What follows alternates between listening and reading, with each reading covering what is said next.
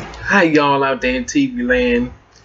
YouTube is very sensitive about what they air, and you could have fooled me. However, they're saying that the videos are too long or whatever the case is, but I'm going to be brief. This is Miss Unique, and I ain't got much time, so let's get it rolling. Here's my VHS collection. Disappearing Acts. Wesley Snipes and Sanaa Lathan look good together. They should have been a couple in real life. I don't know why they weren't. This is by somebody named Blythewood, Gina Blythewood. Somebody, she's a Hollywood director, one of the very few black women directors. Came out in the early 90s, I believe, somewhere in the 90s, early 2000s, something like that.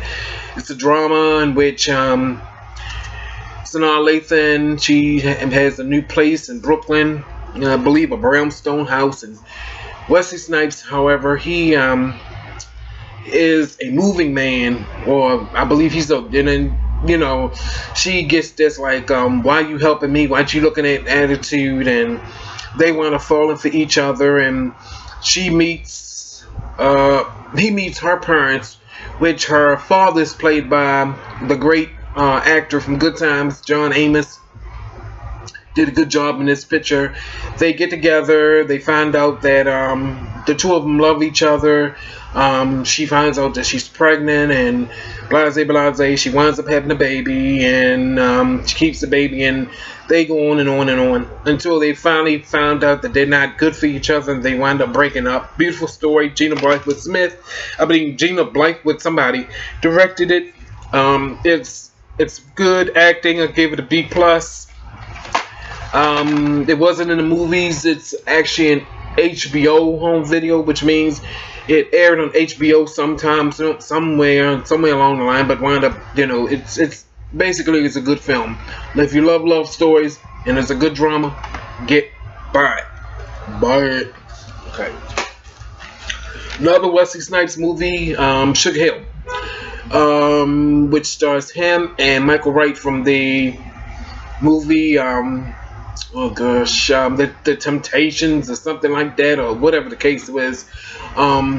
This movie also has a couple of the pictured people from Spike Lee's previous movies, such as Michael Rappaport and somebody else's, and then I think that Abe Vigoda from I don't even know if he's still living, from the TV series from the 70s called Fish.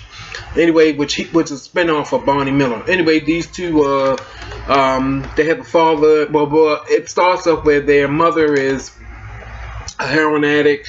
She winds up ODing, and they grow up and they become drug lords, so to speak, and they run this area of Brooklyn. And Wesley Snipes wants to get out of the game, but Michael Wright doesn't want to. Their father happens to be a drug addict as well.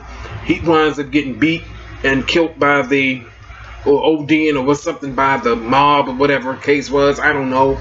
And Wesley Snipes has flashbacks of when the drug dealers actually beat his father and stuff like that over some kind of debt or something like that. But it's a good movie. It was in the movies in the early 90s. Excellent picture. I can't think of who directed it. Also, Teresa Randall was in it. She's a good actress. She actually was from another movie called